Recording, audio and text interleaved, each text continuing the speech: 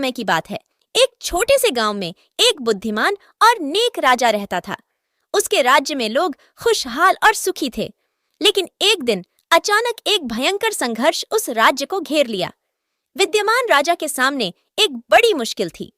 राजा ने अपने दरबार में बुद्धिमान और नेतृत्वशील विचारकों को बुलवाया और उनसे समस्या का समाधान मांगा। उन सभी ने अपने अपने तरीके से समस्या का समाधान ढूंढने का प्रयास किया, लेकिन कोई सहायक नहीं मिला।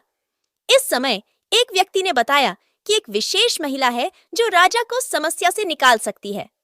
राजा ने तुरंत उस महिला को बुलवाया। महिला ने राजा की समस्या को सुना और बोली, मेरे पास एक विशेष शक्ति है जिसे मैं केवल अपने ईमानदारी और नेकी से ही इस्तेमाल कर सकती हूँ। राजा ने आशा की कि वह समस्या को हल करेगी।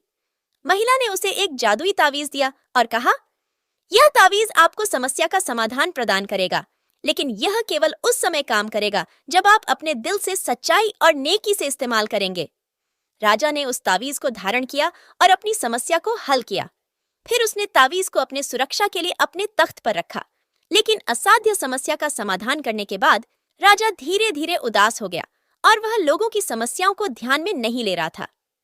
एक दिन दरबार में एक बड़ा संकट आया। लोगों ने राजा से मदद की गुहार ली।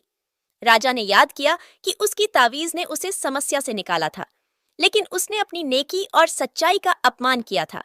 वह तुरंत अपने तख्त से उस तावीज को हटाकर उस महिला के पास ले गया। राजा ने महिला से क्षमा मांगी और उसके पास वापस तावीज रखा। उसने समझा कि वास्तव में महिला की शक्ति में नहीं, बल्कि नेकी और सच्चाई में है। उसने अपना संकल्प किया कि वह हमेशा नेकी, सच्चाई और ईमानदारी से काम करेगा। इस घटना के बाद से राजा ने अपने राज्य को नेकी और सच्चाई से नियंत्रित किया। लोग खुशहाल और सुरक्षित रहे और उनका राजा उनकी समस्याओं को हल करने में सहायता करता रहा। इससे उसका राज्य सुखी और समृद्ध हो गया।